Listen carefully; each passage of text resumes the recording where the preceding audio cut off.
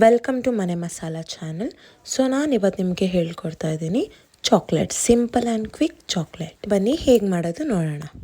1 ಕಪ್ಪಿಗೆ ಅದು 1/4 ಆಗೋಷ್ಟು ಹಾಲು ಹಾಕಿ 1/4 ಆಫ್ ಮಿಲ್ಕ್, ಹಾಗೆ ಒಂದು 2 to 3 table spoon of Bournvita ಅಥವಾ ಹಾರ್ಲಿಕ್ಸ್ ಅಥವಾ ಯಾವುದೇ ಮಿಲ್ಕ್ ಚಾಕ್ಲೇಟ್ ಪೌಡರ್ಸ್ ಆಗಲಿ ಅದನ್ನು ಹಾಕ್ಕೊಳ್ಳಿ. ಅದಾದಮೇಲೆ ಅದಕ್ಕೆ ಶುಗರ್ ಹಾಕ್ಕೊಳ್ಳಿ. ಶುಗರ್ ಒಂದು 5 ಟೇಬಲ್ ಸ್ಪೂನ್ ಹಾಕ್ಕೊಳ್ಳಿ. ಅದೆಲ್ಲ ಸೇರಿ ಒಂದು ಹಾಫ್ ಆಗಬೇಕು.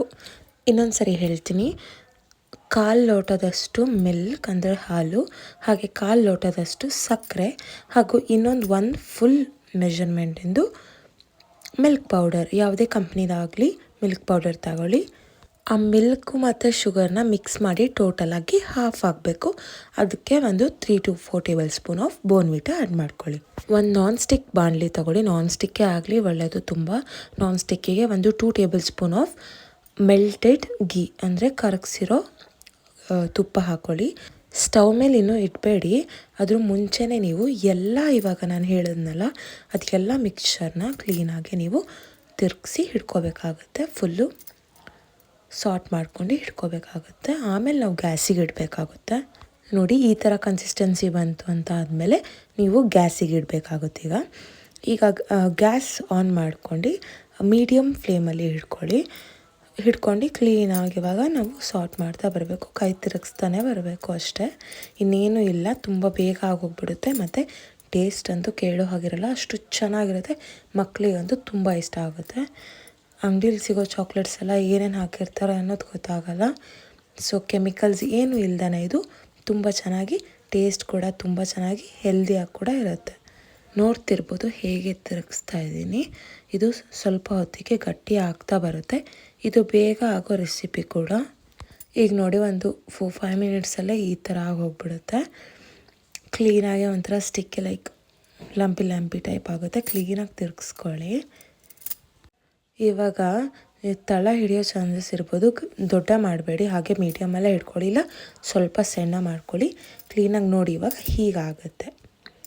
ಈ ಥರ ಆಗ್ತಾ ಬರುತ್ತೆ. ಈ ಥರ ಆಗಿ ಇನ್ನೂ ಒಂದು 2-3 ಮಿನಿಟ್ಸ್ ನೀವು ಹೈ ಫ್ಲೇಮಲ್ಲೇ ಇಟ್ಕೊಂಡು ಕ್ಲೀನಾಗಿ ತಿರುಗಿಸಿದ್ರಿ ಅಂದರೆ ತಳ ಹಿಡಿಸ್ಕೋಬಾರ್ದು, ಇಲ್ಲಾಂದರೆ ಮೀಡಿಯಮ್ ಫ್ಲೇಮಲ್ಲೇ ಇಟ್ಕೊಳ್ಳಿ. ಆದರೆ ಹಾಗೆ ಹೋಗಿಬಿಡುತ್ತೆ, ಆಮೇಲೆ ಗಟ್ಟಿ ಆಗುತ್ತೆ, ಅದೇನು ಚಿಂತೆ ಇಲ್ಲ. ನೋಡಿ ಈ ಥರ ಆಗಬೇಕು. ನಾನು ಕ್ಲೀನಾಗಿ ತಿರುಗಿಸ್ಕೊಂಡು ಇಟ್ಕೊಂಡಿದ್ದೀನಿ.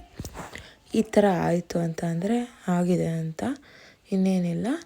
ಇದನ್ನು ಫ್ರಿಜ್ಜಲ್ಲಿ ಇಡಬೇಕಾಗುತ್ತೆ. ಫಸ್ಟು ಇದು ಕ್ಲೀನಾಗೆ ಆರಬೇಕು. ಹಾಗೆ ಕೈ ಹಾಕಿ ಉಂಡೆ ಮಾಡಿದ್ರಿ ಅಂತಂದರೆ ನಿಮ್ಮ ಕೈ ಸುಟ್ಟು ಹೋಗಿಬಿಡುತ್ತೆ. ಬಿಕಾಸ್ ಅದು ಶುಗರ್ ಎಲ್ಲ ಇರುತ್ತಲ್ಲ, ಫುಲ್ ಹೀಟ್ ಅಬ್ಸಾರ್ಬ್ ಮಾಡ್ಕೊಂಡ್ಬಿಟ್ಟಿರುತ್ತೆ. ನೋಡಿ ನಾನು ಈ ಥರ ರೌಂಡ್ ಮಾಡಿ ಇಟ್ಟಿದ್ದೀನಿ. ನೀವು ಆರಾದಮೇಲೆ ಅದೇನು ತುಂಬ ಬೇಗ ಗಟ್ಟಿ ಆಗೋಲ್ಲ. ಆರಾದಮೇಲೆ ಕೈ ನೀವು ಮುಟ್ಟು ನೋಡಿ ಆಗುತ್ತೆ ಅನ್ನೋದಿದ್ರೆ ಮಾತ್ರ ರೌಂಡ್ ಮಾಡಿ ಈ ಥರ ಇಡಿ. ನೋಡಿ ಇಷ್ಟು ಚೆನ್ನಾಗಾಗಿದೆ. ಇವಾಗ ನಾವು ಫ್ರೀಝರಲ್ಲಿ ಇಡಬೇಕಾಗುತ್ತೆ.